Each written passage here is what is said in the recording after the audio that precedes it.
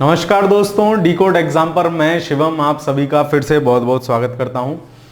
World geography हमारी लगभग खत्म होने की अब शुरुआत लगभग हो चुकी है। खत्म होने की भी एक शुरुआत होती है, तो वही स्टार्टिंग लगभग हो चुकी है, क्योंकि 20 से 22 क्लासें मेरा आइडिया है लगभग रहेंगी। तो आज ये 15वां कक्षा है आपका, ठीक है, जिसमें आज हम पढ़ेंगे चक्रवात पढ़ेंगे और आपके जो विश्व की प्रमुख नदियों पे बने हुए बांध हैं उनको देख लेंगे। तो इस प्रकार से 2-3 चैप्टर वही अपने 60 सवाल 55 सवाल लगभग देख लेंगे, ठीक है। तो चलिए ज़्यादा समय न गंवाते हुए चलते हैं, शुरू करते हैं आगे।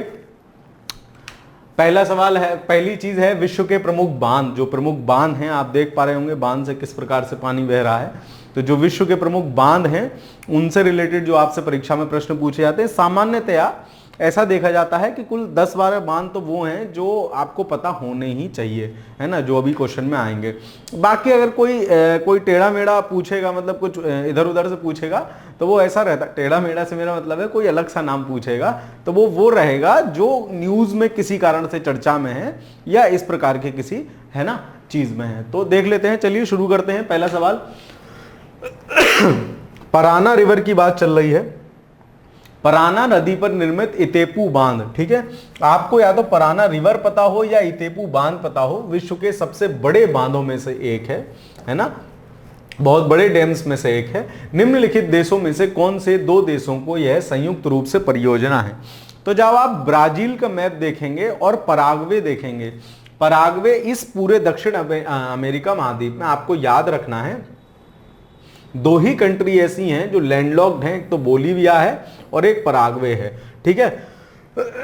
बाकी कोई भी कंट्री लैंडलॉक कंट्री इस पूरे महाद्वीप में नहीं है ना। ये एक मैप का सवाल है। तो बोलीविया और पराग्वे, बीपी, है ना, बीपी 2 कंट्रियां हैं जो क्या हैं, मतलब ये इस सवाल से हटके एक इंफॉर्मेशन है जो पूरी तरह से समुद्र से टच नहीं होती हैं बिल्कुल भी। बाकी इस महाद्वीप की सभी कंट्रियां क्या हैं, समुद्र से टच होती हैं। तो आप जूम करके देख पाएंगे ये जो पराग्वे और ब्राजील की सीमा है, यहां लाल कलर से स्टार बना हुआ है, यहां है इताइपू डैम, है ना। और ये विश्व के सबसे बड़े बांधों में इसकी गिनती होती है। और किस नदी पे है? पराना रिवर पे है। माफ कीजिए।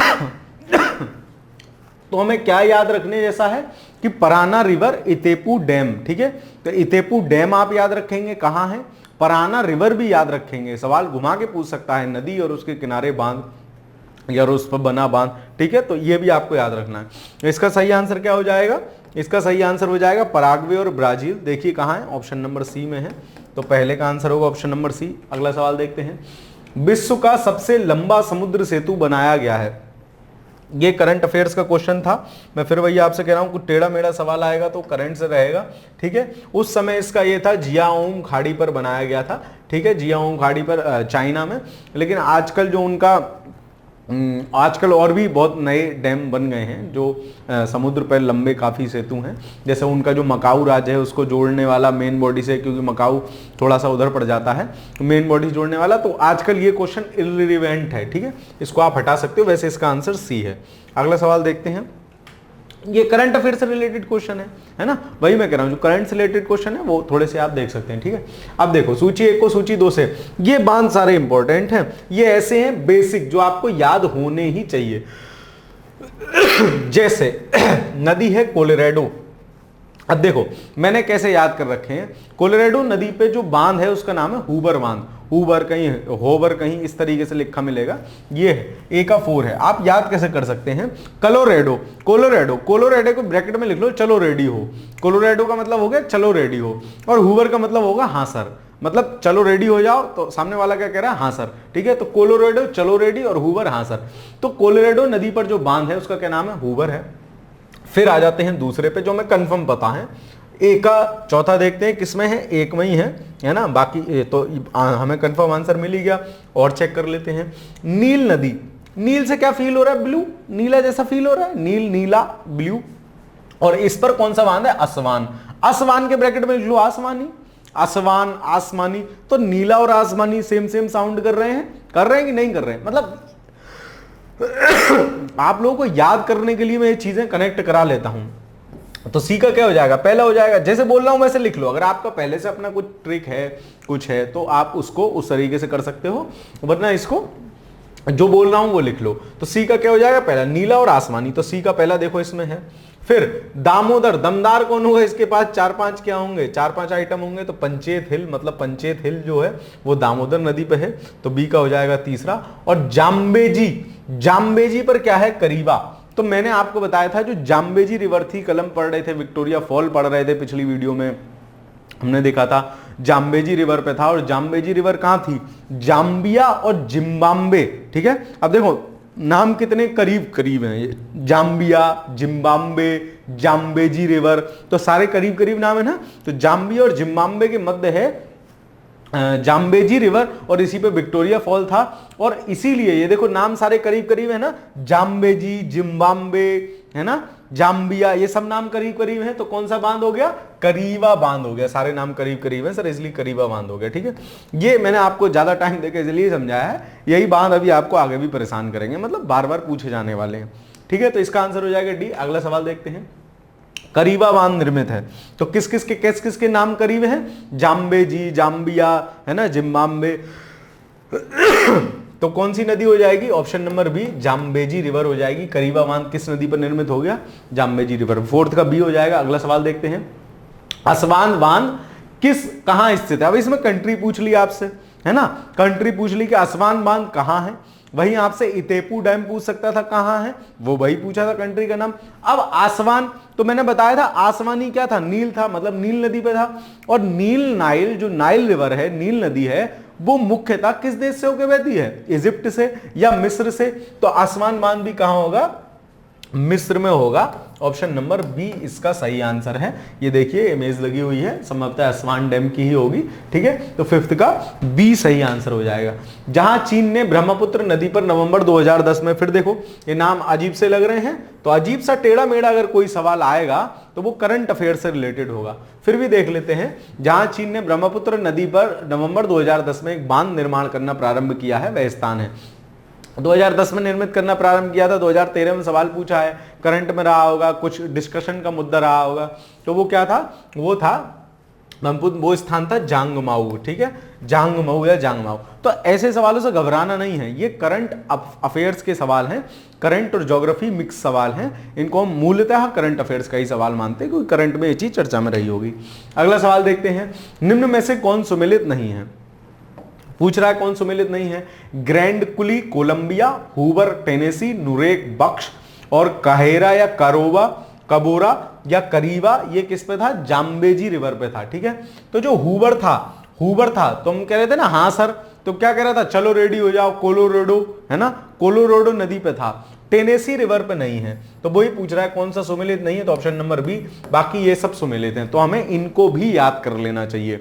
प्रीवियस ईयर क्वेश्चन का क्या मतलब है, यही मतलब है। अब यहीं से कोई सवाल वो पूछ ले, मान लो अगली बार ये दे दे ग्रैंड कुली का कोलंबिया गलत कर दे, तो आप कुली और कोलंबिया को याद कर सकते हो। जैसे मैं ऐसे बता रहा हूं ना, तो या तो गोला मार दो उसके ऊपर कुली कोलंबिया एक सा है, या फिर नीचे अंडरलाइन कर दो, मतलब दोबारा रिवाइज कर रहे होगे तो आपको दिमाग में आ जाएगी बात की मास्टर ने बताया था, ठीक है। बाकी ये काहोरा, कहीं कबोरा, कहीं करीबा लिखा मिलेगा, तो ये बांध कहां है, ये बांध जाम्बेजी रिवर पे है, तो ये सारे सही हैं, जबकि सेवेंथ का बी गलत है। अगला सवाल देखते हैं, अब आ गए कोरल रीफ। तो आपने देखा वही 5-6 बांध हैं, उनको आप याद रख सकते हैं, बाकी जो करंट अफेयर्स में रहता है वो इंपॉर्टेंट हो जाता है। अब प्रवाल भित्तियां देख लेते हैं क्या होती हैं, और इससे रिलेटेड हमसे क्या क्या सवाल पूछे गए हैं। कोरल रीफ या जीवाश्म पट्टी प्रायः कहां पाई जाती है, तो कोरल रीफ कहां है, कोरल रीफ जो हमें ज्यादातर मिलेंगी जहां बढ़िया सन का टेम्परेचर। कोरल रीफ आप एक तरीके से ऐसे समझो, समुद्र के वन, समुद्र की वनस्पति, है ना, आम भाषा में। जैसे अपने धरती पे जो वन है ना, जो आप देख रहे हो, उसी तरीके से समुद्र में वन या समुद्र की वनस्पति जो है, उनको क्या कहते हैं, उनको कहते हैं हम कोरल रीफ। तो वो प्रायः कहां मिलेंगी, घने जंगल कहां मिल रहे थे, कर्क और मकर रेखा के बीच। क्यों, क्योंकि वहां सनलाइट सबसे ज्यादा प्राप्त हो रही है, और सनलाइट सबसे ज्यादा प्राप्त हो रही है तो फोटोसिंथेसिस की क्रिया बढ़िया हो रही है। जब फोटोसिंथेसिस की क्रिया बढ़िया होगी तो क्या होगा, वही तो क्या कहते हैं, पेड़ पौधों का खाना है, उसके थ्रू ही तो खाना बनना है, तो बढ़िया फल फूल जाएंगे, बढ़िया से विकसित होंगे। तो यही कोरल रीफ या जीवाश्म पट्टी कहां पाई जाती है, तो इसका आंसर क्या होगा, कर्क रेखा और मकर रेखा के बीच तटीय क्षेत्रों में, है ना, तटीय क्षेत्रों में पाई जाती है, ठीक है, ये बात आप ध्यान रखेंगे।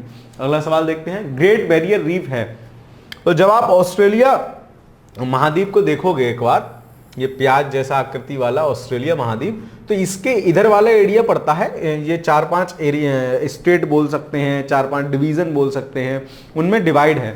ये वाला एरिया पड़ता है क्वींसीलैंड, ये एरिया पड़ता है क्वींसीलैंड, और क्वींसीलैंड के सहारे ही पूरा क्या है, ग्रेट बैरियर रीफ है, पूरा प्रवालों का एक समूह है जो अब एक द्वीप की शक्ल ले चुका है। तो इसको क्या बोलते हैं, ग्रेट बैरियर रीफ बोलते हैं। तो ग्रेट बैरियर रीफ क्या है, ऑस्ट्रेलिया के निकट एक क्या है, प्रवाल भित्ति है, इसको आप याद रखेंगे।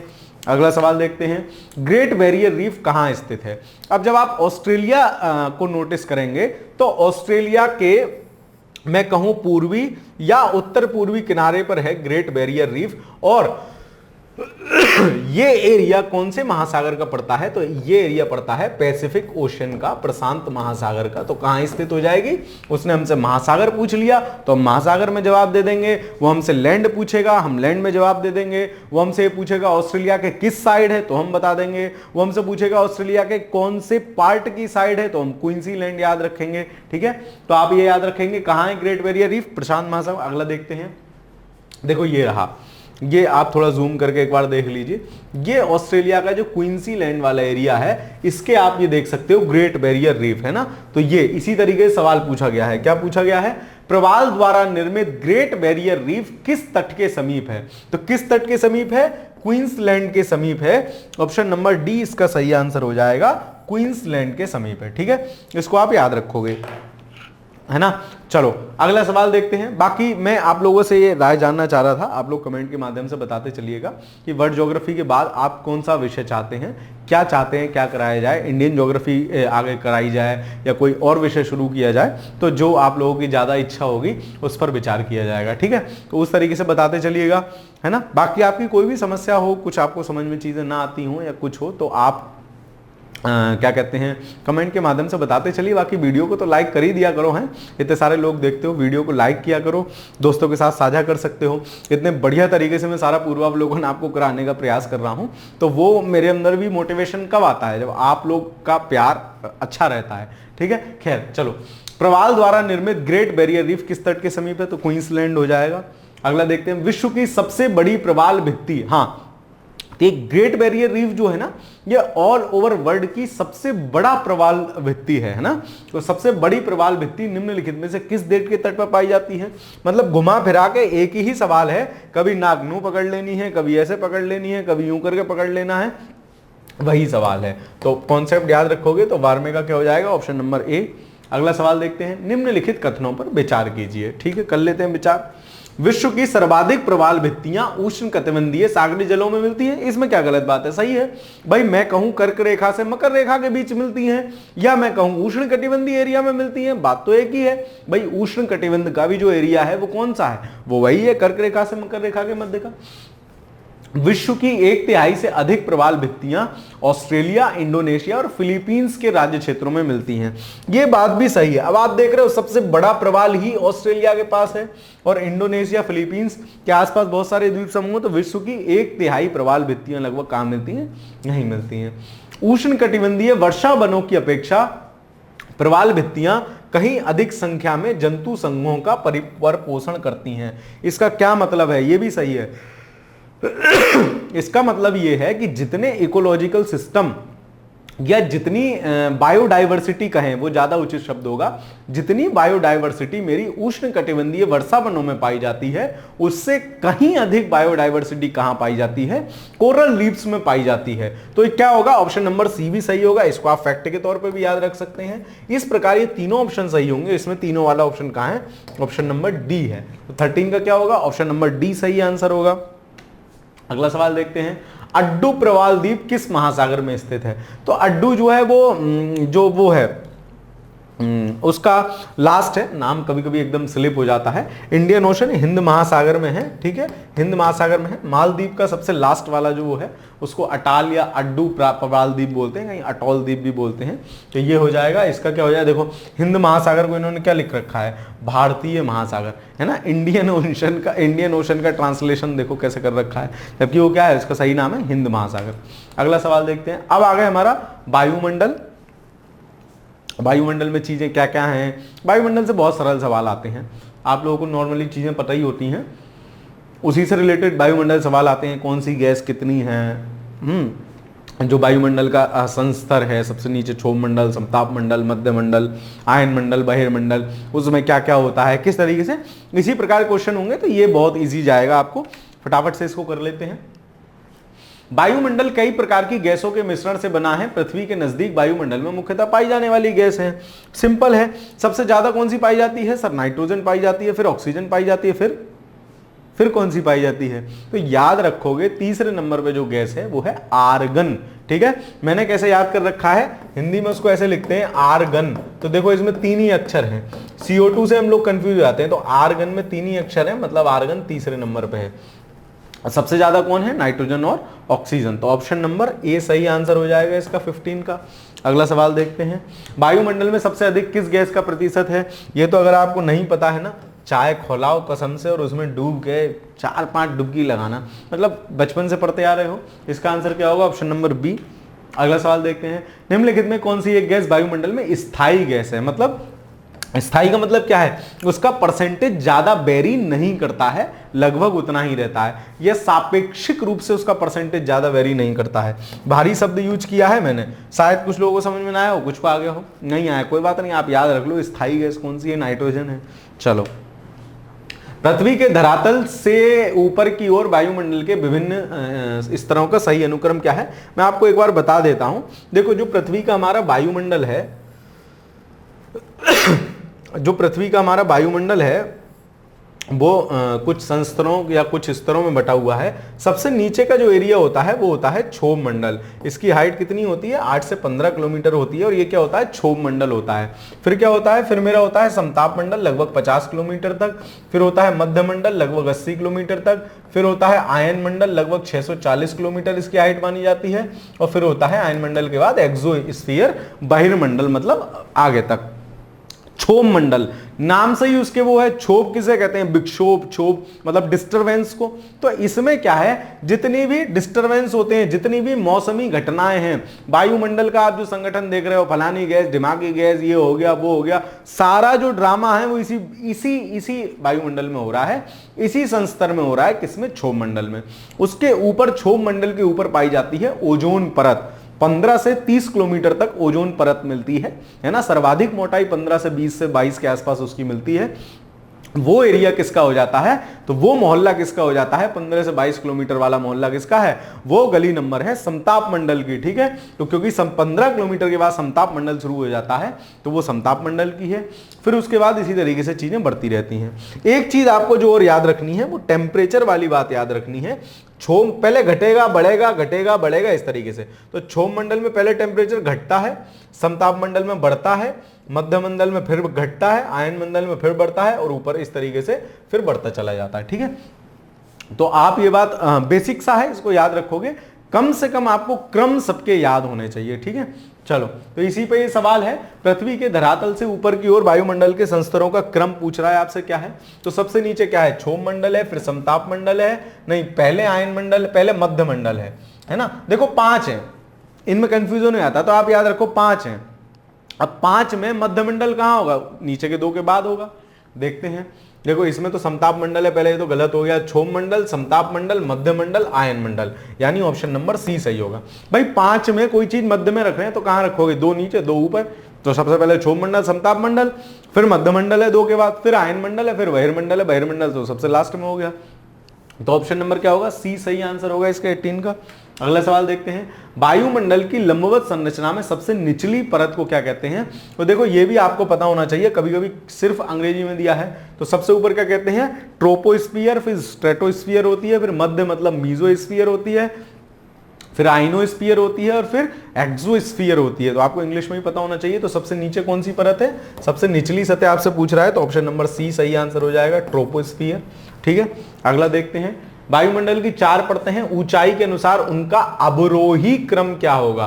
है ना, अवरोही का मतलब क्या हो गया? उतरना, है ना। आरोही का मतलब चढ़ना, मतलब नीचे से ऊपर, और अवरोही का मतलब हो गया ऊपर से नीचे। तो सबसे ऊपर कौन सा होगा इनमें? सबसे ऊपर होगा आयन मंडल, मतलब 1 से शुरू होना चाहिए, फिर होगा मध्य मंडल, और सबसे नीचे क्षोभ मंडल 3 4। तो यही क्रम होगा 1 2 3 4। अब देखो यही कंफ्यूजन है, 4 3 2 1 भी इसमें आंसर दिया हुआ है। अगर आपने ये नहीं पढ़ा अवरोही क्रम तो आपका सवाल गलत हो सकता है ना। अगर आपने अवरोही नहीं पढ़ा और अवरोही का मतलब आपकी समझ में ये नहीं आया कि ऊपर से नीचे हमें लिखना है तो गलत हो जाएगा, ठीक है। इसको इसलिए इस बात को ध्यान रखोगे, इस दृष्टि से सवाल ठीक है। अगला देखते हैं, निम्नलिखित वायुमंडलीय क्षेत्रों को पृथ्वी की सतह से दूरी के अनुसार बढ़ते हुए क्रम में व्यवस्थित करें और नीचे दिए गए कूट से सही उत्तर का चयन करें। अब वो क्या कह रहा है, पृथ्वी की सतह से बढ़ते हुए क्रम में, मतलब हमको नीचे से ऊपर ही चलना है। तो सबसे पहले कौन है, सबसे पहले ट्रोपोस्फियर है। ट्रोपोस्फियर 2 देखो किसमें पहले है, ये दोनों वैसे ही कट गए। फिर ट्रोपोस्फियर के बाद क्या होगा, स्ट्रेटोस्फियर होगा यानी समताप मंडल होगा, 2 के बाद 3 होगा। फिर मेसोस्फियर यानी मध्य मंडल होगा, और फिर थर्मोस्फियर भी बोलते हैं उसको क्योंकि इसका टेम्परेचर ऊपर बहुत ज्यादा हो जाता है। थर्मोस्फियर भी कहीं कहीं लिखा मिलेगा आपको। तो क्या हो जाएगा, 2 3 4 1, 2 3 4 1 किसमें है, ऑप्शन नंबर डी में है। 21 में का आंसर हो जाएगा ऑप्शन नंबर डी। अगला सवाल देखते हैं, अत्याधिक मौसमीय गतिविधियां जिसमें वायुमंडलीय परत में होती हैं। फिर मैंने बताया जितना भी डिस्टरबेंस है, जितनी भी वायुमंडलीय गतिविधियां हो रही हैं, सब कुछ हो रही है शैतान वायुमंडलीय में हो रही हैं। शैतान कौन सा है, जो शैतानी कर रहा है, हिलता डुलता रहता है, क्षोभ लाता रहता है, विक्षोभ लाता रहता है। तो शैतान कौन सा हो गया, क्षोभ मंडल हो गया। तो समस्त वायुमंडलीय घटनाएं किसमें होती हैं, क्षोभ मंडल में होती हैं। अगला देखते हैं, समताप मंडल को जेट विमानों की उड़ान के लिए आदर्श माना जाता है। क्यों, क्योंकि जेट विमान काफी तीव्र गति से उड़ते हैं और वो सामान्यतया अपने मार्ग में अवरोध पसंद नहीं करते हैं, है ना। तो क्या होगा, ऊपर समताप मंडल में क्या है, समताप मंडल में ना कोई बादल है, ना कुछ है, ना कोई मौसमी परिघटना है, कुछ नहीं है, मतलब शांत है एकदम। तो शांति में भाई साहब जेट आदमी को चलना पसंद है, जेट विमान को चलना पसंद है। तो इसका क्या कारण हो सकता है, ओजोन के कारण, उससे कोई मतलब नहीं है। इस परत में ताप सम रहता है, उससे भी कोई मतलब नहीं है। भेदी शस्त्रों की मारक क्षमता नहीं, इस परत में बादल तथा अन्य मौसमी घटनाएं नहीं होती हैं। भाई साहब यही तो मेन कारण था। इसी के कारण क्या था, इसी के कारण बाबूजी क्या है, जेट विमान उसमें उड़ रहे हैं समताप मंडल में। अगला सवाल देखते हैं, ओजोन परत अवस्थित है। तो मैंने आपको क्या बताया, क्षोभ मंडल के ऊपर ओजोन परत पाई जाती है, या मैं ये कहूं समताप मंडल के निचले एरिया में ओजोन परत पाई जाती है। और प्रायः उसका परास या उसका जो एरिया होता है वो कहां होता है, 15 से 30 किलोमीटर के बीच में हमें ओजोन परत मिलती है। तो किस में मिलेगी ओजोन परत, समताप मंडल में, ठीक है, समताप मंडल में मिलती है। एक सवाल मैं आपसे पूछ रहा हूं, विश्व ओजोन दिवस हम कब मनाते हैं, कमेंट करके बताइएगा। ये भी सवाल बहुत पूछा जाता है, एनवायरनमेंट वाली मैम आपको जब पढ़ा रही हैं उसमें आप देखेंगे, ये भी सवाल बहुत पूछा जाता है। बाकी आप कमेंट के माध्यम से बता सकते हैं। सूरज से निकले विनाशकारी रेडिएशन से निम्नलिखित में से कौन सा जीवन सुरक्षा करता है। एक बात का आप लोग और ख्याल रखें, जैसे कुछ लोग क्या है पूरी वीडियो तो देखते नहीं हैं, 2-4 सेकंड आए, देखा कहाँ मास्टर की गलती है, वही कमेंट के माध्यम से बताने लगे। जैसे मैंने पिछली वीडियो में, मुझे ध्यान है, बैकाल लेक मैंने बता दिया था चाइना में, जबकि है कहाँ, वो रशिया में है। तो मैंने आगे क्वेश्चन में उसको सही बताया है लेकिन फिर भी उस पर लोग कमेंट कर रहे थे कि सर आपने गलत बता दिया। अब मैं भी तो क्या है, बोलते बोलते कभी गलत निकल जाता है, तो उस बात का भी आप लोग ध्यान रखें। एक बार कंप्लीट समग्रता में चीजों को समझिए, ठीक है। चलो, सूरज से निकले विनाशकारी रेडिएशन से निम्न में से कौन जीवन की सुरक्षा करता है। तो भाई साहब जो विनाशकारी रेडिएशन है ना, ओजोन का काम क्या है, ओजोन लेयर का यही काम है कि सन से जो खतरनाक रेडिएशन आ रहे हैं, जो परावैंगनी किरणें आ रही हैं और भी जो खतरनाक चीजें आ रही हैं, उनसे क्या करना, उनसे हमारी रक्षा करना, ठीक है। तो क्या कौन रक्षा करेगा, तो ओजोन की परत रक्षा करेगी। और ओजोन की परत कहां पाई जा रही है, ओजोन की परत समताप मंडल में पाई जा रही है। किस हाइट पे पाई जा रही है, 15 से 30 किलोमीटर के आसपास। चलो, समताप मंडल में ओजोन परत का कार्य है। अब देखो घुमा के पूछ लिया, पहले पूछा कि रक्षा कौन करता है, उसका कार्य पूछ रहा है। तो क्या कार्य होगा, भूतल पर परावैंगनी विकिरण पात को रोकना, ठीक है, भूतल पर परावैंगनी वितरण पात को रोकना, ठीक है। भूकंप की आवृत्ति का क्या मतलब होगा, वायुमंडलीय ताप को स्थिर रखना, ये तो संपूर्ण वायुमंडल का काम है। मानसून की विफलता, इसका कोई मतलब नहीं है, तो ऑप्शन नंबर डी सही आंसर होगा 26 में का। अगला सवाल देखते हैं, ओजोन परत बताती है, क्या बताएगी ओजोन परत, बताती है, ठीक है। अंटार्कटिका की वायुमंडलीय स्थिति, इससे कोई मतलब नहीं है। शनि ग्रह, कोई मतलब नहीं है। पृथ्वी की सतह से लगभग 10 से 20 किलोमीटर नीचे की परत, 10 से 20 नहीं है, 15 के बाद है। पृथ्वी की सतह से 15 से 20 किलोमीटर ऊपर की वायुमंडलीय परत। तो ऑप्शन नंबर डी 27 में का क्या होगा, सही आंसर होगा। आप 15 से 30 का रेंज याद रखोगे, जो भी इसके समीप होगा वो सही आंसर होगा। मोटा मोटा 15 से 30 का रेंज याद रखो, ठीक है। लेकिन हाईएस्ट डेंसिटी जो पाई जाती है 15 से 22-23 किलोमीटर के बीच में हाईएस्ट डेंसिटी पाई जाती है, उच्चतम घनत्व पाया जाता है। अगला देखते हैं, पृथ्वी की सतह के ऊपर ओजोन परत की ऊंचाई है, वही 15 से 30 के बीच में, देखो कहां है, तो ऑप्शन नंबर ए सही आंसर है, ठीक है। मतलब एक ही चीज है लेकिन सवाल बार बार घुमा फिरा के वहीं पड़ रहा है। रेडियो तरंगों के विक्षेपण के लिए वायुमंडल निम्नलिखित स्तरों में से कौन सा स्तर उत्तरदायी है। देखो जो रेडियो तरंगे हैं ना वो क्या होती हैं, वो किसी मुक्त आयन है ना, मुक्त आयन क्या होता है, फ्री रेडिकल जो होते हैं उनसे टकराकर उनकी वापस आने की प्रवृत्ति होती है, मोटा मोटा ये समझ लीजिए, ठीक है। मतलब अगर कोई फ्री आयन नहीं है तो रेडियो तरंग उससे कोई डिस्टरबेंस नहीं होगा, फ्री आयन है तो उससे टकरा के वापस आ जाएगी। आइनोस्फीयर में क्या होता है, क्योंकि वहां का टेम्परेचर बहुत ज्यादा है इसलिए जो एटम नहीं बोलेंगे उसको, इसलिए क्या है कि वो जो पदार्थ होते हैं वो छोटे छोटे फ्री रेडिकल में टूट जाते हैं, मुक्त आयनों में टूट जाते हैं, उन पे चार्ज होता है पॉजिटिव नेगेटिव, ठीक है। तो उनसे टकराकर क्या होता है, रेडियो तरंगें वापस आ जाती हैं। तो ये काम कौन से फ्री रेडिकल फ्री आयन कहां मिल रहे हैं, ये हमें आयन मंडल में मिल रहे हैं या आइनोस्फीयर में मिल रहे हैं। तो जो रेडियो तरंगों के विक्षेपण वाली स्थिति है वो कहां से होती है, वो आइनोस्फीयर से होती है। 29वें का डी, ये सवाल कई बार पूछा गया है। उत्तरी ध्रुव पर प्रकाश के लिए वायुमंडल की कौन सी परत जिम्मेदार है। होता क्या है कि उत्तरी ध्रुव के आसपास जब वायुमंडलीय बादल क्या होते हैं कुछ ज्यादा ऊपर चले जाते हैं, या जो आइनोस्फीयर के आयन हैं उसके कुछ आयन क्या होते हैं वायुमंडल में, निचले वायुमंडल में प्रवेश कर जाते हैं, तो क्या होता है वहां बादलों के आसपास आपको एक अजीब सी चमक दिखाई देती है, ठीक है, जिसको क्या कहते हैं, जिसको बोलते हैं ओरोला बोरोलिस और ओरोला ऑस्ट्रिस, ऐसे करके समथिंग बोलते हैं, आप एक बार देख लेना, है ना। तो वो भी ये चमकदार बादल जो दिखते हैं वो भी किसकी वजह से दिखते हैं, वो भी आयन मंडल की वजह से ही दिखते हैं। तो 30 का क्या हो जाएगा, सी। अगला सवाल देखते हैं, बेतार संचार पृथ्वी की सतह, अब बेतार संचार भी क्या हो गया, रेडियो वाला ही संचार है ना, को निम्नांकित द्वारा परावर्तित किया जाता है। तो किसके द्वारा परावर्तित किया जाता है, आयन मंडल द्वारा। अगला देखते हैं, वायुमंडल की कौन सी परत दूर संचार प्रणाली के लिए उपयोग होती है। तो दूर संचार प्रणाली के लिए भी यही उपयोग होगी कि जो मतलब क्या कर रहे हैं हम, जो रेडिएशन है वो किस परत से होकर वापस आ रहे हैं। तो ये भी, इसका भी आंसर क्या होगा, आयन मंडल होगा, ऑप्शन डी होगा। यही आपसे पूछ ले कि दूर संचार जो उपग्रह हैं वो किस उसमें है, तो उपग्रह लगभग 36,000 किलोमीटर या 35,786 किलोमीटर की हाइट पर हम उनको स्टेबल करते हैं। जो क्या कहते हैं कम्युनिकेशन वाले उपग्रह होते हैं उसकी एक प्रॉपर कक्षा है, 36,000 किलोमीटर मोटा मोटा माना जाता है, क्योंकि 640 किलोमीटर तक ही आइनोस्फीयर है, उसके बाद सारा एक्सोस्फीयर है। तो वो अगर आपसे पूछ ले कि वो कहां स्थापित किए जा रहे हैं तो वो क्या हो जाएगा, उसका आंसर बहिर्मंडल। मतलब आपको समझना है, आपसे पूछे कि ये दूरसंचार प्रणाली के लिए क्या चीज उपयोग हो रही है तो वो सिस्टम अलग है, वो आइनोस्फीयर से सिस्टम चल रहा है। वो पूछे दूरसंचार उपकरण या उपग्रह कहां स्थापित किए जाते हैं तो आप बहिर्मंडल लगाएंगे। ये दोनों कंफ्यूजिंग क्वेश्चन होते हैं, ध्यान रखिएगा। संचार उपग्रह, देखो आ गया, संचार उपग्रह वायुमंडल के किस स्तर में अवस्थित किए जाते हैं या स्थापित किए जाते हैं आपसे पूछ ले तो आप क्या आंसर लगाओगे, आप आंसर लगाओगे बहिर्मंडल। क्यों, क्योंकि ये कहां है, संचार उपग्रह जो है उसकी एक प्रॉपर हाइट होती है मोटा मोटा 36,000 किलोमीटर, या अगर मैं गलत नहीं हूं तो 35,786 किलोमीटर की हाइट पर कक्षा होती है। वहां वो पूरा सिस्टम है, साइंस एंड टेक कभी अपन पढ़ेंगे तो डिटेल में उसको समझेंगे कि क्यों यही होती है, ठीक है। ये ध्यान रखोगे, इसका आंसर क्या हो जाएगा, ए। दोनों क्वेश्चन का डिफरेंस मैंने आपको बता दिया। निम्नलिखित में से कौन से वायुमंडल के स्तरों एवं उनके अभिलक्षणों के सुमेलन में सही है। अब देखो दिया है किस परत में क्या क्या हो रहा है। क्षोभ मंडल में मौसमी संबंधी घटनाएं हो रही हैं, ठीक बात है। समताप मंडल में ओजोन परत थी, उसके निचले एरिया में, ये भी ठीक बात है, यानी 1 और 2 दोनों सही हैं। ये गलत हो गया, बाकी सब में 1 और 2 हैं। आयन मंडल, पृथ्वी की सतह की ओर परावर्तित रेडियो तरंगें, ये भी बात सही है क्योंकि मुक्त आयन वहां से मिलते हैं और वहीं से उन्हीं से टकरा के वो चीजें वापस आती हैं।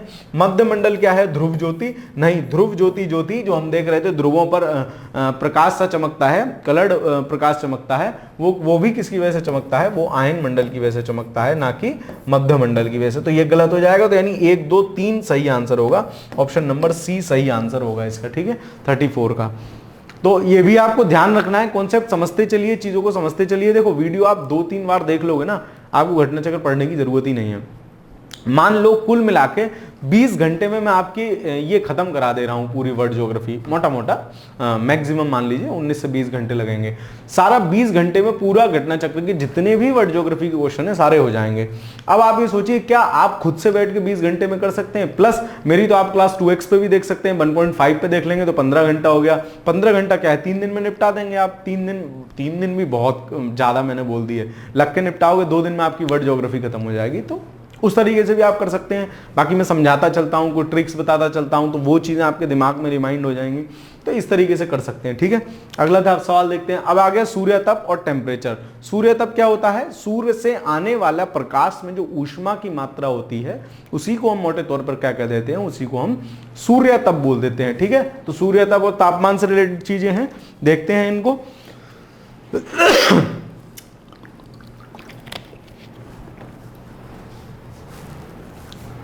क्या कह रहा है कथन? वायुमंडल अधिकांश ऊष्मा परोक्ष रूप से सूर्य से तथा प्रत्यक्ष रूप से पृथ्वी के धरातल से प्राप्त करता है।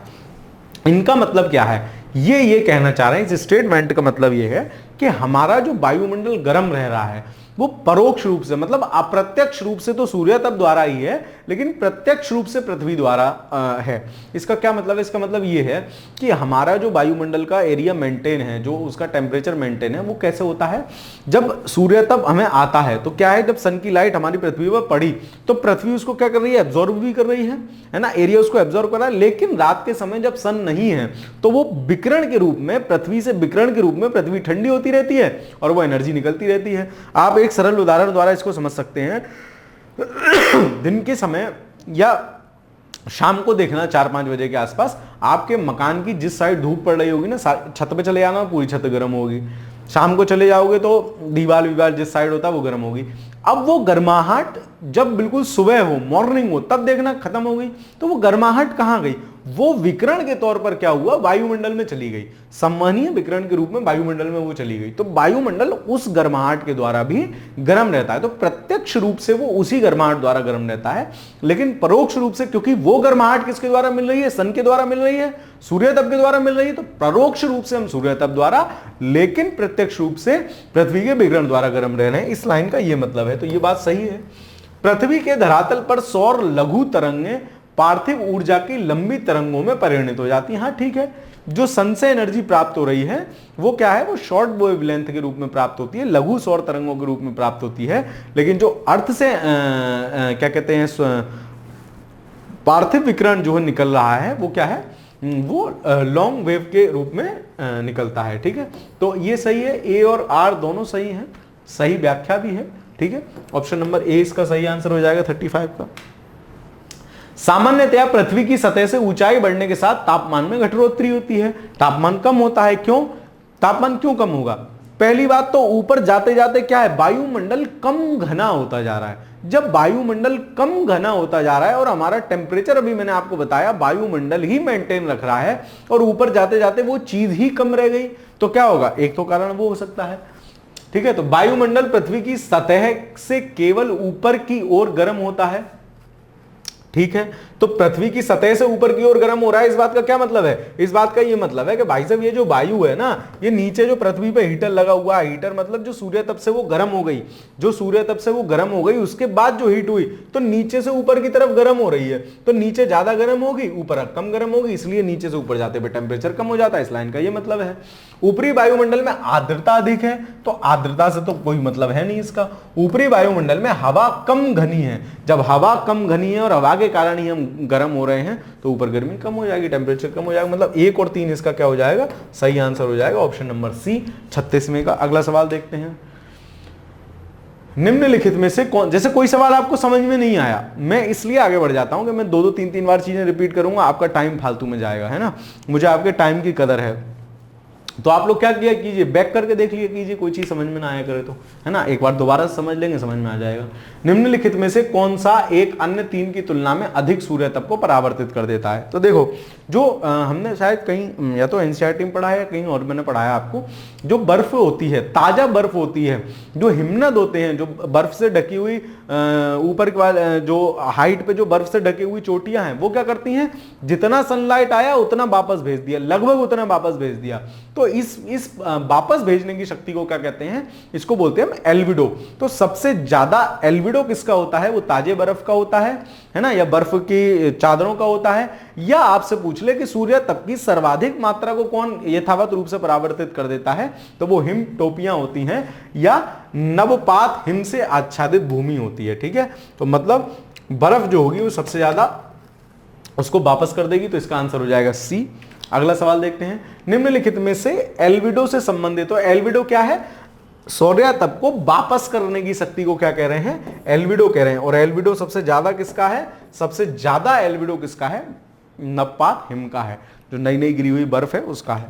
अगला देखते हैं, निम्नलिखित कथनों पर विचार कीजिए। अटलांटिक महासागर की तुलना में प्रशांत महासागर में तापमान का वार्षिक परिसर, देखो कितना खराब अनुवाद करते हैं, वार्षिक परिसर से क्या मतलब है, उसका वार्षिक तापांतर। लेकिन वार्षिक तापांतर किस पे डिपेंड करता है, ये किसका कह रहे हैं, अटलांटिक महासागर का अधिक बता रहे हैं। अटलांटिक महासागर की तुलना में प्रशांत महासागर में तापमान का वार्षिक परिसर अधिक है ना। तो ये उल्टा होता है, जो जितना बड़ा वो होगा महासागर होगा उसका वार्षिक तापांतर क्या होगा, उतना ही कम होगा। ठीक है, इसको फैक्ट के तौर पे आप याद कर लीजिए, लिख लीजिए, यहीं लिख लीजिए कि जितना बड़ा महासागर उसका तापांतर उतना कम। तो प्रशांत सबसे बड़ा महासागर है तो उसका तापांतर कम हो जाएगा, मतलब अटलांटिक का तापांतर ज्यादा होना चाहिए, जबकि भाई साहब क्या कह रहे हैं, प्रशांत का अधिक है, तो ये गलत हो जाएगा। दक्षिणी गोलार्ध की तुलना में उत्तरी गोलार्ध में तापमान का वार्षिक परिसर अधिक होता है, ये सही है। क्यों, क्योंकि उत्तरी गोलार्ध में क्या है, उत्तरी गोलार्ध में स्थल भूमि ज्यादा है ना, स्थल भूमि ज्यादा है, इसलिए वहां टेम्परेचर डिफरेंस क्या हो जाएगा, ज्यादा हो जाएगा। दूसरा सही है, केवल 2 सही है, वो पूछ रहा है कौन सा सही है, केवल 2 सही है, तो 39 का क्या हो जाएगा, ऑप्शन नंबर बी। अगला सवाल देखते हैं, निम्नलिखित में से कौन सा कथन सही नहीं है, देखते हैं कौन सा कथन सही नहीं है। जलवाष्प निचले वायुमंडल की अति परिवर्ती गैस है, अधिकतम तापमान की मेखला विद्युत कह रहा हूं, विषुवत रेखा के सहारे पाई जाती है, नहीं। जो टेक्निकली रूप से देखा गया है, हालांकि विषुवत रेखा के आसपास मैक्सिमम वो मिलना चाहिए, लेकिन टेक्निकली रूप से देखा गया है कि 20 डिग्री उत्तरी अक्षांश के आसपास क्या होता है, मैक्सिमम टेम्परेचर वाली रेखा पाई जाती है। क्यों, इसका कारण यह है कि स्थल खंड वहां ज्यादा है, और स्थल भूमि ज्यादा होने के कारण वो भूमि ज्यादा हीट एब्जॉर्ब कर लेती है और क्या करती है, फिर बाद में सौरिक विकिरण, पार्थिव विकिरण के रूप में टेम्परेचर को ज्यादा गर्म रखती है। तो ये स्टेटमेंट गलत है, विषुवत रेखा के पास नहीं बल्कि 20 डिग्री उत्तरी अक्षांश के पास अधिकतम तापमान मेखला यानी मैक्सिमम तापमान की जो बेल्ट है वो 20 डिग्री उत्तरी अक्षांश पर पाई जाती है। बाकी देख लेते हैं, शीत कटिबंध उभय गोलार्धों में ध्रुव है क्या, कितनी मतलब हिंदी देख के ना, मतलब ऐसी खतरनाक हिंदी लिखते हैं कि 2 मिनट पढ़ने में लग जाएंगे। जेट वायु धाराएं अत्यधिक ऊंचाई की हवाएं हैं जो धरातलीय मौसमी दशाओं को प्रभावित। जेट वायु धाराएं क्या होती हैं, वायुमंडल में काफी ऊपर की तरफ क्या बहुत स्पीड से चलता हुआ क्या है, एक गोला, मतलब गोला ना कह लो उसको, एक फ्लो है ना। जैसे आपने वो देखी होगी, मैं आपको सरल भाषा में इमेजिन कराता हूँ, जेट वायु धाराएं, जैसे मैं आपने वो देखा है, आटा जिस चक्की से पिसता है, गरीब लोग आटे का पैकेट लाते हो क्या तुम लोग कभी, गेहूं की चक्की पे आटा पिसवाने, हाँ लोग कहते हैं आटा पिसवाने गए, आटा नहीं गेहूं पिसवाने जाते हैं, तो कभी तुम क्या कहते हैं गेहूं पिसवाने नहीं गए हो क्या, उसमें जब देखोगे, देखना वहां गेहूं कैसे पिसता है, कि सर अंदर जाने का मन ही नहीं करता, उसमें ऐसी आटे की स्मेल आती है, ओफो। अबे अंदर जाकर देखना तब चीजों का अनुभव कर पाओगे। तो उसमें ना वो एक थैला सा निकला हुआ रहता है, उस थैले से क्या होता है, उसमें वो आटा पिस के आता रहता है मशीन से, उसमें वो निकालता रहता है। सर आप भी पता नहीं क्या क्या देखते रहते हो, अबे समझाने के लिए तुम्हें बता रहा हूं, ठीक है। तो वो आटे का थैला एक बार देखना, जब वो आटे के थैले में से आटा ऐसा करके निकालता है ना कट्टे में, या आपका जो भी आप ड्राम वगैरह लेके जाते होगे उसमें, तो उसी शेप में लगभग क्या है, जेट वायु धाराएं बहती हैं। मतलब पृथ्वी के ऊपर की तरफ एक पूरी त्रिविमीय संरचना है, एक पूरी पाइपलाइन की तरह चल रही है जेट वायु धाराएं। वो इतनी तेज होती है ना भाई साहब, यहां बैठे खट से अगले सेकंड में, मतलब बहुत तेज स्पीड से चलती हैं, कई सौ किलोमीटर प्रति घंटे की रफ्तार से चलती हैं। तो इसलिए इनको जेट वायु धाराएं बोलते हैं। ये अत्यधिक ज्यादा ऊंचाई पर चलती हैं, है ना, इसीलिए हम इनको अनुभव फील नहीं कर पाते हैं। तो ये सारे स्टेटमेंट सही हैं, इसमें खाली स्टेटमेंट नंबर बी गलत है, क्योंकि ये विषुवत रेखा पर न मिलकर 20 डिग्री उत्तरी अक्षांश पर मिलता है। तो 40 में क्या हो जाएगा, बी हो जाएगा। अगला देखते हैं, पाक खाड़ी किसके बीच है, ये सवाल यहां से कहां आ गया, गलती टाइप हो गया क्या, ठीक है। तो पाक खाड़ी आपको पता है बंगाली खाड़ी और मन्नाली खाड़ी के बीच है। मुझे लग रहा है बाई मिस्टेक यहाँ आ गया है सवाल। अगला देखते हैं। पृथ्वी पर, अरे प्रभु कहाँ गए, पृथ्वी पर सबसे उच्चतम तापक्रम रिकॉर्ड किए जाते हैं। तो अभी हमने देखा हाईएस्ट टेम्परेचर कहाँ मिल रहा है, 20 डिग्री उत्तरी अक्षांश पे। क्यों मिल रहा है ये मैंने आपको बता दिया, क्यों, क्योंकि वहां स्थल खंड ज्यादा है और स्थल खंड ज्यादा जल्दी गर्म हो जाते हैं और गर्म होने के बाद वायुमंडल को ज्यादा गर्म रखते हैं। इसको याद रखेंगे 20 डिग्री उत्तरी अक्षांश के आसपास। अगला देखते हैं। साफ रात मेघीय रातों की अपेक्षा अधिक ठंडी होती है। भाई साहब उल्टा हो गया ये तो, सर बादल हो रहे होंगे तो मौसम ठंडा होगा, ये कह रहे हैं बादल हो रहे हैं तो मौसम गर्म होगा। देखो साइंटिफिक समझो क्यों। साफ रात जो है उसमें क्या हुआ और बादल वाली रात में क्या हुआ। देखो ये पृथ्वी है, ये भी पृथ्वी है, ये बादल वाली रात है जी, ये बादल है, ये साफ रात है। रात के समय जब पार्थिव विकिरण निकला, मतलब जो दिन में पृथ्वी तुमने हॉट करा ली, पृथ्वी को जो गर्म करा लिया दिन में सूर्य से टेम्परेचर प्राप्त करा के ये वापस निकलेगा। जब ये वापस निकला तो बादल ने रोक लिया, अरे भाई कहां जा रहा है, यहीं रुक जा। तो इससे क्या हुआ, ये एरिया क्या होगा, ये एरिया ज्यादा गर्म हो जाएगा। बादल ने रोक लिया, अरे भाई रुक जा यहीं, मैं भी तो हूं, मैं तेरे ऊपर बैठा हूं। ठीक, अब ये साफ रात है तो भाई साहब यहां से निकले कोई रोक टोक नहीं जी, सीधे गेट बाहर करके एकदम बाहर जाएंगे। तो क्या होगा, ये रात जो बिना बादल वाली है वो ठंडी हो जाएगी और बादल वाली रात क्या हो जाएगी, गर्म हो जाएगी। ठीक है, तो इसका आंसर क्या होगा, विकिरण के कारण, आपतन के कारण, चालन के कारण। तो जो विकिरण है, ठीक है, इसकी वजह से जो विकिरण इन्होंने रोक लिया, बादलों ने जो विकिरण रोक लिया, क्योंकि ये विकिरणीय फॉर्म में रिलीज हो रहा है ना, पार्थिव विकिरण है, उसको बोली हम पार्थिव विकिरण है, सन से पृथ्वी से निकलने वाला विकिरण। तो विकिरण जो हो गया वो बादल ने क्या करा, रोक लिया, भाई रुक जा मैं भी तो यहाँ पे हूँ, इस वजह से। ठीक है, तो ये क्वेश्चन समझ में आ गया होगा, इसका आंसर होगा ऑप्शन नंबर बी। अगला सवाल देखते हैं। अब आ गए चक्रवात, देख रहे हो चक्रवात बेसिकली क्या होता है, आसान भाषा में समझ लीजिए, है ना, यहाँ पर डिटेलिंग में हम चक्रवात नहीं पढ़ेंगे।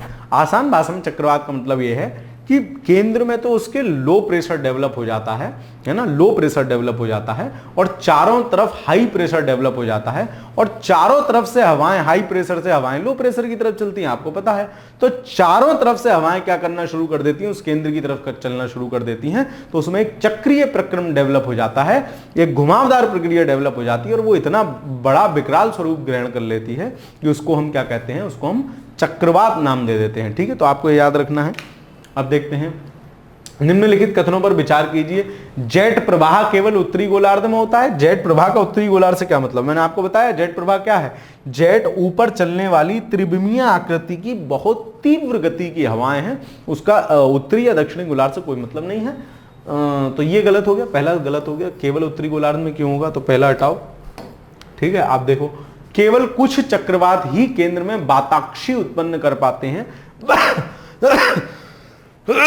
वाताक्षी क्या होता है, आंख या चक्रवात की आंख, वो एरिया शांत रहता है। जब कमजोर चक्रवात होगा ना, जैसे बहुत बड़े लेवल का चक्रवात है, तो वो चारों तरफ घूमता हुआ निकल जाएगा, केंद्र शांत रहेगा।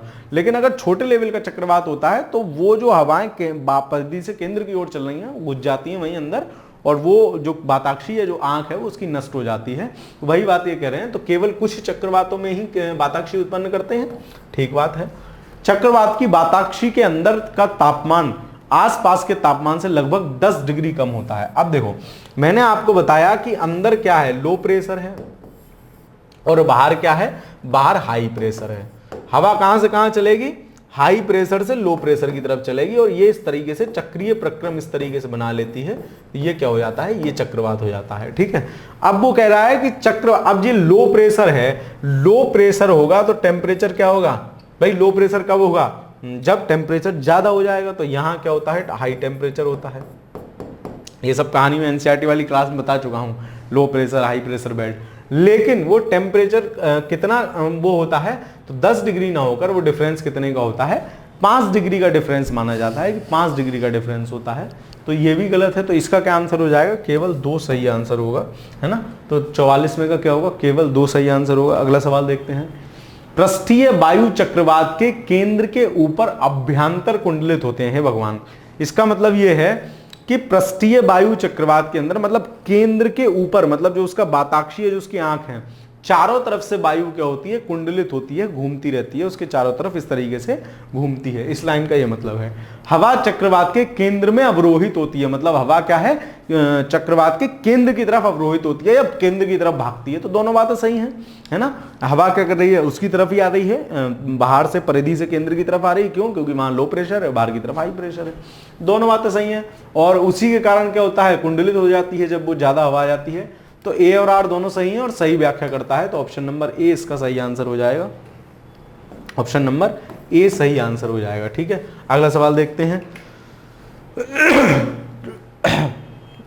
ये जो कॉन्सेप्चुअल वाले सवाल थे ना, ये आपसे पीसीएस या आरओ के एग्जाम में आपसे उम्मीद नहीं की जाती है कि आप उतना मतलब चक्रवात का उतना कॉन्सेप्ट वो सब समझ पाए। आपसे सिंपल सवाल पूछा, किसी चक्रवात ने आसपास परेशान किया होगा तो वो एग्जामिनर को परेशान करेगा और एग्जामिनर आपको परेशान करेगा। मतलब किसी अगर कोई चक्रवात करंट अफेयर्स में रहा होगा तो वो आपसे पूछ लिया जाएगा, उसका नामकरण क्या है, क्या प्रोसेस है, ये है वो है, वही 2 रुपए किलो वाले सवाल। या फिर कुछ गिने चुने वो हैं। एक सवाल तो मैचिंग का 4-5 बार आया है ना, तो उसको हमें देख लेना है, वो हमें थोड़ा सा ध्यान रखना है किस एरिया में चक्रवात को क्या कह रहे हैं, उस टाइप वाले सवाल। तो टॉर्नेडो बहुत प्रबल उष्ण कटिबंधीय चक्रवात हैं जो उठते हैं। तो टॉर्नेडो कहाँ कहलाते हैं? टॉर्नेडो और हरिकेन हम कहते हैं जो उत्तरी अमेरिका और दक्षिणी अमेरिका का जुड़ा हुआ वाला हिस्सा है, वहां वाले हिस्सा में जब चक्रवात आते हैं, ये कैरिबियन सागर है ना, तो इसको हम क्या कहते हैं? टॉर्नेडो इसको कहते हैं, टॉर्नेडो इसको कहते हैं। तो क्या हो जाएगा इसका आंसर? कैरिबियन सागर में। याद कर लेना है, ये फैक्चुअल चीज है। अगला सवाल देखते हैं। निम्नलिखित में से किसे आप सामान्य रूप से टॉर्नेडो से संबद्ध करेंगे, है ना। तो टॉर्नेडो कहां उठ रहे थे? तो यूएसए के आसपास। मैं आपको बताया कि उत्तरी अमेरिका महाद्वीप ये रहा और ये यहां से दक्षिणी अमेरिका महाद्वीप रहा। यहां कैरिबियन द्वीप में टॉर्नेडो उठते हैं, या यहां मिसिसिपी के मैदान में उनको बोला जाता है कि मिसिसिपी नदी जो है, मिसिसिपी और मिसौरी 2 रिवर थी ना, हमने पढ़ के आए थे पीछे नदियों वाले चैप्टर में। उत्तरी अमेरिका की 2 बड़ी नदियां थी, मिसिसिपी और मिसौरी। तो मिसिसिपी नदी का जो मैदान है, वहां भी जो चक्रवात ये कैरिबियन द्वीप से उठ के इस साइड को ऊपर को भागता है, तो उसको हम क्या कहते हैं? उसको भी टॉर्नेडो बोलते हैं। तो टॉर्नेडो किससे संबद्ध करेंगे? तो यूएसए में आता है, यूएसए में इसको टॉर्नेडो बोलते हैं। अगला देखते हैं।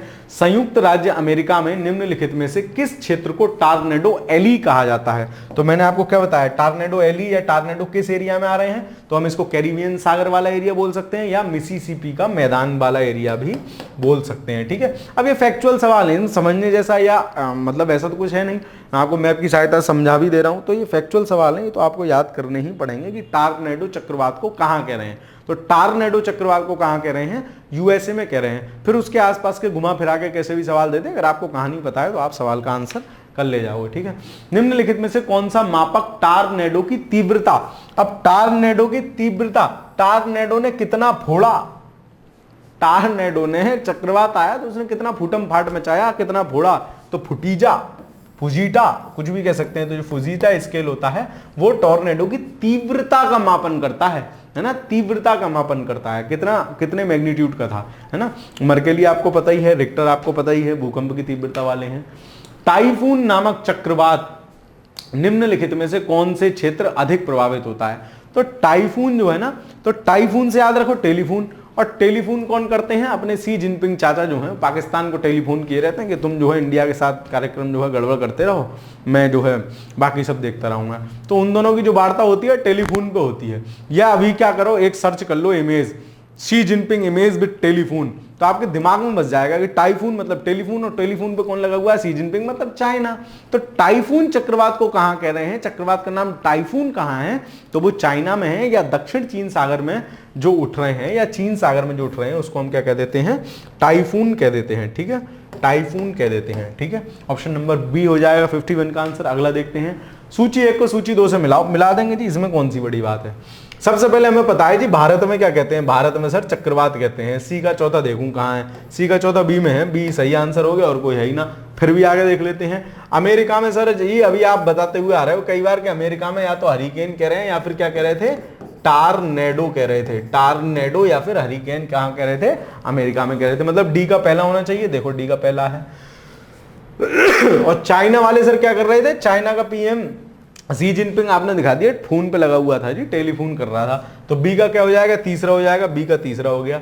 और ऑस्ट्रेलिया, ऑस्ट्रेलिया में क्या कहते हैं? बिली बिली। तो मैंने कैसे याद कर रखा था, जैसे मैंने मतलब अब आप लोग कहोगे मास्टर शैतान है, जैसे क्या था कि एक ऑस्ट्रेलियन कन्या का आप फोटो निकालो, मतलब गूगल पे सर्च करो और उसकी आंखें कैसी हो सकती हैं, विद क्या कहते हैं उसको, ब्राउन आईज वाली कोई कन्या देख लो तो बिल्ली वाली आंख हो जाती है ना, ब्राउन आईज, बिल्ली वाली आंख कह देते हैं देसी भाषा में, अरे बिलोटे जैसी आंखें जाकी, ठीक है। तो उस तरीके से बिल्ली वाली आंख, तो वो ऑस्ट्रेलियाई कन्या बिली बिली आंख, मतलब एक इमेज सी दिमाग में बस गई है। तो बिली बिली कहाँ हो जाएगा, बिली बिली कहाँ कहते हैं, ऑस्ट्रेलिया में कहते हैं। तो आप भी ऐसे याद कर सकते हो। तो ए का क्या हो जाएगा, दूसरा हो जाएगा जी, यही मैच कर गया, बी बिल्कुल सही आंसर है। अब ये सवाल न जाने कितनी बार पूछा गया है, कई बार पूछा गया है। देखो बिली बिली क्या है, तो बिली बिली सर आपने आंखें दिखा दी, अब तो बिल्ली वाली आंखें, और वो कहाँ की कन्या की थी, ऑस्ट्रेलिया की कन्या की थी। तो उत्तर पश्चिमी ऑस्ट्रेलिया का उष्णकटिबंधीय चक्रवात को क्या कह देते हैं, बिली बिली कह देते हैं। तो तीसरे का क्या हो जाएगा, सी हो जाएगा। सूची 1 को सूची 2 से सुमिलित कीजिए, कर देंगे जी। देखो फिर वही सवाल आ गया, बिली बिली कहाँ कह रहे थे, बिल्ली बिल्ली आंखें। सर आप तो अब तो मतलब याद हो जाएगा, मुझसे कभी पूछ लो, आप नींद में झंझोड़ के पूछ लो, बिल्ली बिल्ली बता कहाँ है, तुम बता दूंगा सर, ठीक है। तो ए का क्या हो जाएगा, दूसरा हो जाएगा। ए का दूसरा कहाँ है, 2 में है। आगे देखते हैं, हरिकेन कहां कह रहे थे, तो हरिकेन या टॉर्नेडो कहां कह रहे थे, यूएसए में कह रहे थे, यानी बी का पहला होना चाहिए, बी का पहला है दोनों में। टाइफून, टेलीफोन कौन कर रहा था, एक शैतान टेलीफोन कर रहा था, कौन, चाइना का सी जिनपिंग सर फोन पे लगा हुआ था। तो सी का क्या होना चाहिए, चौथा होना चाहिए, मतलब बी सही आंसर हो जाएगा। और बागियो, बागियो याद कर लो, बागियो, बोगियो, बैगियो अगर लिखा हुआ मिले तो वो कहां से संबंधित है, वो फिलीपीन से संबंधित है। तो डी का क्या हो जाएगा, तीसरा हो जाएगा। देखो डी का तीसरा दिया है, ऑप्शन नंबर बी 54 का सही आंसर होगा। अगला सवाल देखते हैं, सूची 1 को सूची 2 से मिलाओ। देखो बेगुओ बागुआ वो हम देख रहे थे, कहां था बागुओ, कहां था, फिलीपीन से था। ए का तीसरा देखो कहां है, 2 में है। हरिकेन या टॉर्नेडो कहां कह रहे थे, यूएसए में कह रहे थे, यानी बी का चौथा होना चाहिए जी, दोनों में बी का चौथा है। टाइफून, टेलीफोन कौन शैतान कर रहा था, चाइना वाला कर रहा था, यानी सी का दूसरा होना चाहिए। अब सी का दूसरा केवल इसमें, यानी बी सही हो गया। और बिली बिलीज तो सर आपने कई बार बता दिया, बिल्ली बिल्ली जैसी आंखें थी, किसकी थी, ऑस्ट्रेलिया वाले की थी। तो डी का क्या हो जाएगा, पहला हो जाएगा, ठीक है। तो बी इसका सही आंसर हो जाएगा 55 का। अगला सवाल देखते हैं, देखो फिर वही सेम सवाल है, बिली बिली, टैफू, बोगियो, हरिकेन। तो इसमें ज़्यादा टाइम नहीं गवाएंगे, बिली बिली को किससे करेंगे, ऑस्ट्रेलिया को, यानी ए का दूसरा, और बोगियो भी हम पढ़ के आए हैं फिलीपींस, यानी सी का पहला, सी का पहला, ठीक है। तो इसमें ये हो गया, ऑप्शन नंबर डी सही आंसर हो गया। हरिकेन यूएसए में कह रहे हैं, और टैफून या टाइफून या टैफू लिखा हो तो वो चाइना, ठीक है। ये सेम सवाल है, कई बार रिपीट हुआ है, वही मैं कह रहा था ना। चलो आगे देखते हैं, निम्नलिखित मानकों में से हरिकेन द्वारा क्षति का मापन। अब देखो पीछे क्या था, टॉर्नेडो की तीव्रता था, याद रखना है आपको, तीव्रता नापनी है तो किससे नापोगे, फुजीटा स्केल से नापोगे, ठीक है। लेकिन हरिकेन द्वारा क्षति का मापन की भैया कितनी क्षति हो गई, इसके लिए किसका उपयोग किया जाता है, तो इसके लिए कौन सा, देखो फुजीटा यहां भी दिया है, इसके लिए कौन सा किया जाता है, साफिर सिम्पसन स्केल का यूज किया जाता है। तो आप याद रखोगे कि अगर उसकी तीव्रता मापनी है कि भाई कितना फोड़ लेगा ये हमको, है ना, तो वो फुजीटा स्केल है ना। और अगर हमें ये देखना है कि उसके द्वारा कितनी क्षति हुई है, क्षति का मापन हुआ है, तो साफिर सिम्पसन, ठीक है। ये इसका सही आंसर हो जाएगा 57 का। अगला देखते हैं, बैरोमीटर में पारे के तल में अचानक गिरावट। तो बैरोमीटर में पारे के तल में अचानक गिरावट हो जाएगी तो क्या होगा, तूफानी मौसम, भारी वर्षा, है ना। तो साफ मौसम का नहीं, तूफान का, भारी वर्षा का, ठीक है। तो भारी वर्षा का जो है द्योतक है 58 में का बी।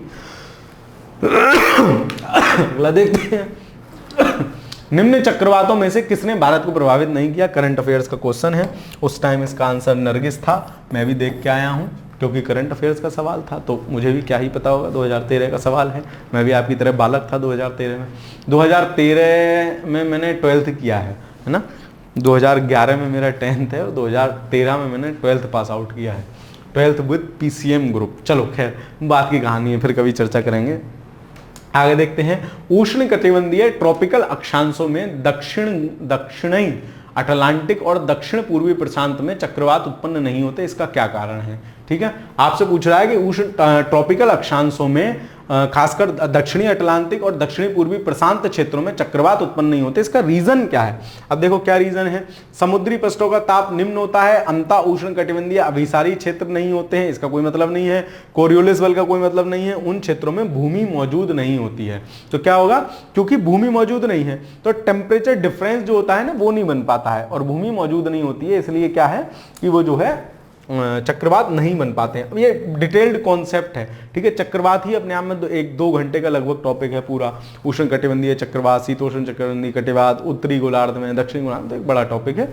अभी सिर्फ इस प्रश्न को आप इसी तरीके से ध्यान रखेंगे कि वहां क्यों नहीं हो रहे हैं दक्षिणी। आप देखो ना, पूरे विश्व का जब मैप देखोगे आप, तो आप देखोगे उत्तरी गोलार्ध में ही क्या है, उत्तरी गोलार्ध में ही मैक्सिमम क्या है, मैक्सिमम महाद्वीप है ना। दक्षिणी गोलार्ध में छोटू सा ये रह गया, पूरा इधर एशिया, यूरोप, ये सब रह गया, आधा अफ्रीका ऊपर रह गया, ऑस्ट्रेलिया। तो दक्षिणी गोलार्ध में छोटे से आइटम है, उत्तरी गोलार्ध में ज्यादा भूमि है, तो उन क्षेत्रों में भूमि मौजूद नहीं होती। इसका यह सही आंसर होगा। अगला देखते हैं, ग्लोबल नहीं भाई, ग्लोबल वार्मिंग के कारण निम्नलिखित में से किसकी आवृत्ति और तीव्रता बढ़ जाएगी? केवल चक्रवात, केवल आंधी, केवल तूफान, सभी, सब बढ़ेंगे। ग्लोबल वार्मिंग बढ़ेगी, सब बढ़ेंगे, तूफान बढ़ेगा, आंधी, चक्रवात, सब बढ़ेंगे, ठीक है। तो संभवतः आज के सवाल यहीं खत्म होते हैं, ठीक है। बाकी आपको कक्षा कैसी लग रही है कमेंट्स के माध्यम से बताते चलिएगा, अपने दोस्तों के साथ साझा करते चलिए। चैनल पर नए हो तो चैनल को सब्सक्राइब भी कर लेना है, ठीक है। चलिए तो फिर मिलते हैं अगली कक्षा में, तब तक के लिए पढ़ते रहिए, खुश रहिए, धन्यवाद।